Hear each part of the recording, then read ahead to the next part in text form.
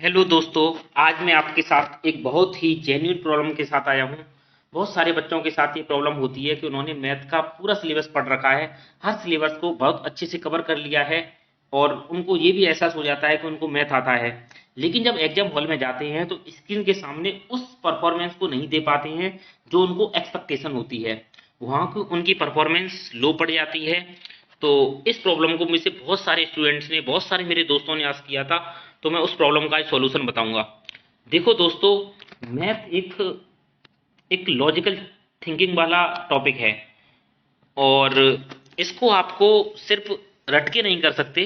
आपको इसमें basic understanding बहुत ही अच्छे से जनरेट करनी होगी।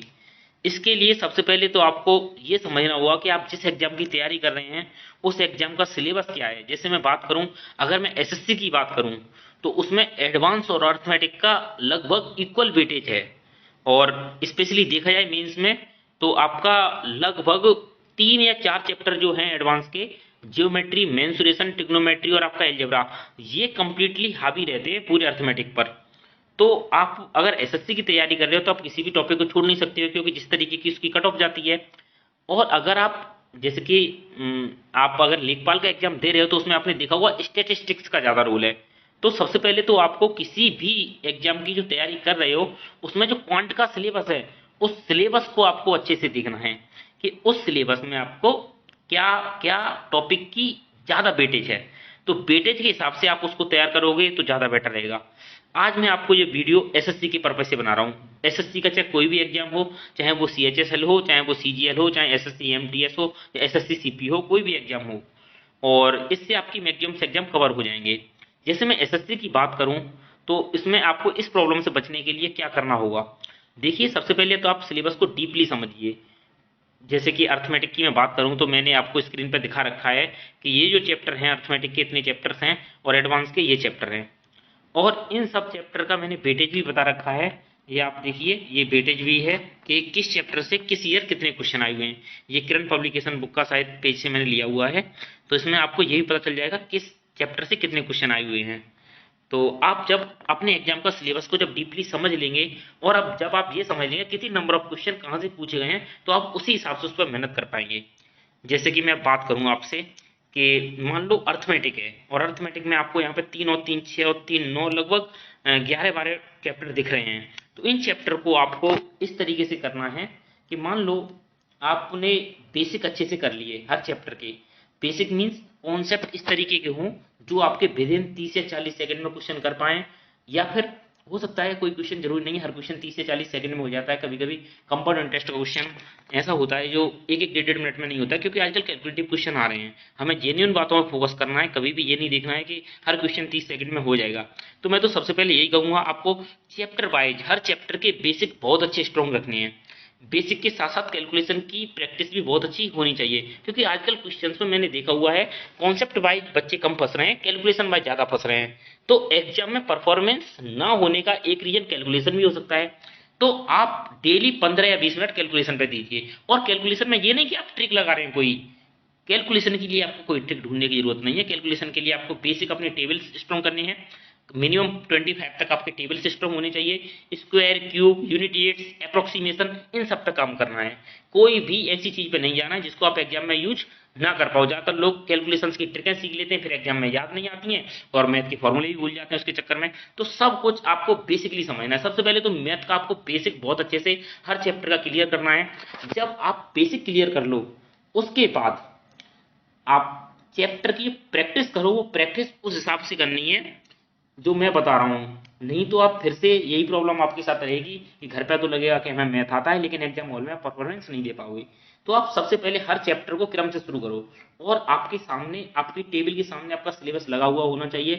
पर चैप्टर से आप स्टार्ट कीजिए और आप बेसिक के साथ साथ जब चैप्टर की स्टार्ट कर रहे हो तो पहले तो बेसिक बहुत अच्छे से स्ट्रॉन्ग कीजिए। रिवीजन, बेसिक आपने रिवीजन कर लिया मान लो, उसके बाद आप उसके क्वेश्चन लगाना शुरू कीजिए टाइमिंग के साथ। पहली बार क्वेश्चन में कोई टाइमिंग मत लगाओ, मैं बोलूंगा 2 बार क्वेश्चन बिना टाइमिंग के ही लगाओ। और तीसरी बार जब आप क्वेश्चन करना शुरू करो तो फिर टाइमिंग के साथ करना शुरू करो। और टाइमिंग आप धीरे धीरे घटाने भी है। अब आप डिपेंड करेगा, आपको मेंस का टाइम देख लेना है कि 2 घंटे में 100 क्वेश्चन करने होते हैं, तो लगभग आप घर पे 100 मिनट में 100 क्वेश्चन करने की आदत डालो। तो बहुत बढ़िया रहेगा। बल्कि इवन मैं तो बोलूंगा 100 से भी कम टाइम में आप लेके आओ घर पे, वो आप प्रैक्टिस करते जाओगे धीरे धीरे, हमारी महत्वाकांक्षाएं होती हैं, आप टाइम कम करते ही जाओगे। तो आपको हर चैप्टर का बेसिक अच्छे से क्लियर कर लेना है। उसके बाद हर चैप्टर की प्रैक्टिस 2 बार विदाउट टाइम, फिर कम से कम मिनिमम 2 या 3 बार टाइम के साथ करनी है। मिनिमम हर चैप्टर का रिवीजन याद रखना है। एग्जाम में ज्यादा पढ़ने से सिलेक्शन नहीं होता है। हमें ये नहीं है कि परसेंटेज की हम कैट के क्वेश्चन ढूंढना है, ये ढूंढना है। एसएससी का सिलेबस एक फिक्स है, उसके हमें प्रीवियस ईयर क्वेश्चन जो 2018 से लेके 2022 तक अब तक जो पेपर हुए हैं, उन पेपरों को कई बार लगाना है, प्रीवियस ईयर कंपाइलेशन करके उनको 4 या 5 बार मिनिमम लगाना है टाइम के साथ। क्योंकि एग्जाम हॉल में हमारे डरने के 2 ही रीजन होते हैं, या तो कैलकुलेशन, नंबर 2 हमारी प्रैक्टिस की कमी, नंबर 3 हो सकता है कि हमारा कॉन्सेप्ट है वो इतना स्ट्रांग ना हो जितना होना चाहिए। तो और चौथा रीजन ये भी होता है कभी कभी कि एग्जाम हॉल में मान लो 25 क्वेश्चन थे, उनमें से 5 क्वेश्चन बहुत ज्यादा टफ डाल दिए जाते हैं, लेकिन हम क्वेश्चन के पेपर को अच्छे से अटेम्प्ट करना नहीं सीखते हैं, तो वो 5 क्वेश्चन की वजह से हमें बाकी के 20 भी टफ लगने लगते हैं, तो हम उन पांचों को ही देखते रहते हैं, कभी कभी ये भी होता है। तो इससे बचने का तो प्रॉब्लम सॉल्यूशन ये है कि आप पेपर को 2 अटेम्प्ट में मिनिमम कीजिए, 2 या 3 में। तो पहली बार में आप वो क्वेश्चन कर लीजिए जो आपको आ रहे हैं, जिनमें बिल्कुल भी आप अटक नहीं रहे हैं या बिल्कुल ज्यादा टफ कैलकुलेशन नहीं है। दूसरी बार में वो कीजिए थोड़ी सी कैलकुलेशन मांग रहे हैं जिनमें आप अटक नहीं रहे हैं। तीसरी बार में आप वो क्वेश्चन को थोड़ा सा ट्राई कर सकते हैं अगर टाइम बचे तो उसका तो समाधान ये हो गया कि आप अगर मान लो कुछ टफ क्वेश्चन की वजह से पेपर को अटेम्प्ट खराब कर देते हैं उसके लिए। बाकी का दूसरा रीजन जो मैं बता रहा हूं कि लैक ऑफ प्रैक्टिस, तो आप प्रैक्टिस को मिनिमम हर चैप्टर को 5 बार कीजिए, वो भी टाइमिंग के साथ और विदाउट टाइमिंग के साथ। अगर आप टाइमिंग के साथ करेंगे तो भी आपकी परफॉर्मेंस थोड़ी सी वीक आएगी, मतलब अच्छी हो जाएगी। तो इसीलिए 2 बार आपको विदाउट टाइमिंग करना है, फिर आपको टाइमिंग लगा के करना है। हर चैप्टर को बार बार करना है, ज्यादा क्वेश्चन नहीं करने, फिक्स क्वेश्चन को कई बार करना है। जब आप प्रैक्टिस कई बार करेंगे, मैं तो इवन बोलूंगा जब तक आपका एग्जाम ना हो, अगर 7 बार 8 बार भी प्रैक्टिस हो जाए तो करते रहो बार बार। और उसके बाद देखो आपने ऑफलाइन प्रैक्टिस कर ली तो आपका ऑफलाइन पेपर है तो ठीक है, बेटर है, लेकिन ऑफलाइन प्रैक्टिस करने के बाद अगर आप ऑनलाइन पेपर देने जा रहे हो तो ये आपके लिए प्रॉब्लम हो सकती है कि आपका नहीं हो, उसमें आपका परफॉर्मेंस नहीं दे पाओ। तो आपको ऑफलाइन प्रैक्टिस जब आपकी बहुत अच्छी हो जाए तो मैं तो बोलूंगा फिर आप ऑनलाइन पे आइए। अदर्स कई तरह के प्लेटफॉर्म यूज कीजिए, calculative, without calculative, text book, Oliveboard, जितने भी प्लेटफॉर्म हो सकते हैं सब यूज कीजिए। और उन सब पे सबसे पहले आप सेक्शनल टेस्ट लगाइए, उसके बाद कंबाइंड टेस्ट लगाइए, इवन जितने टेस्ट हो सके लगाइए ऑनलाइन। और जब आप ये करेंगे तो यकीन मानिए आपकी परफॉर्मेंस सुधरेगी और आपका जो एग्जाम हॉल में जो प्रेशर बनता है आपके ऊपर वो भी कम होगा और आप क्वांट में आपकी परफॉर्मेंस 100% इंप्रूव होगी। ये मैं आपसे दावे के साथ कह सकता हूँ। तो बस आपको कुछ नहीं करना है। क्वांट में एग्जाम हॉल में जो ऑनलाइन में जो इसको नहीं कर पाते उनके लिए यही समाधान है। सबसे पहला काम बेसिक कॉन्सेप्ट बहुत अच्छे से कीजिए, उसके बाद प्रैक्टिस को विदाउट टाइमिंग और टाइमिंग के साथ बढ़ाइए, नंबर ऑफ प्रैक्टिस का टाइम बढ़ाइए। कई बार आप क्वेश्चन को जो 2 बार 3 बार चैप्टर करते हैं उसको 4 या 5 बार से ज्यादा बार कीजिए ऑनलाइन में, तभी आपको फायदा मिलेगा। इसके साथ साथ पेपर को कई बार में अटेम्प्ट करना सीखिए। टफ क्वेश्चंस को पहली बार में छोड़िए, 2-3 बार में आप पेपर करेंगे तो आपको प्रेशर नहीं बनेगा, अगर आप पहली बार में ही टफ करेंगे तो प्रेशर बनेगा। इसके साथ साथ कैलकुलेशन पे 15 या 20 मिनट दीजिए और इसके साथ ये भी देखिए कि कौन से चैप्टर ज्यादा स्ट्रॉन्ग है, कौन से वीक है।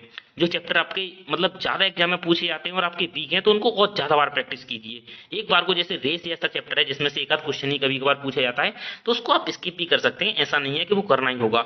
ओके, यकीन मानिए ये सब आप करेंगे आपकी क्वांट में परफॉर्मेंस सुधरेगी और आप सिलेक्शन मिलेंगे, क्योंकि क्वांट हर एग्जाम की एक बेसिक नीड है। एसएससी का तो है ही, इसके साथ भी हर एग्जाम की बेसिक नीड है। ओके, आई होप आप इस जानकारी से संतुष्ट होंगे। तो जो मैंने बताया ये करते जाइए। बाकी कोई भी क्वेरी है आप कमेंट बॉक्स में मुझे बता सकते हैं और मैं उसका आपको जरूर रिप्लाई करूंगा। और धीरे धीरे इस तरीके की वीडियो आती रहेंगी। अगर आपको वीडियो जेन्युइन लगे, अगर मेरे एफर्ट जेन्युइन लगे तो आप शेयर जरूर कीजिए और एक बढ़िया सा कमेंट कीजिए। Okay, thank you guys.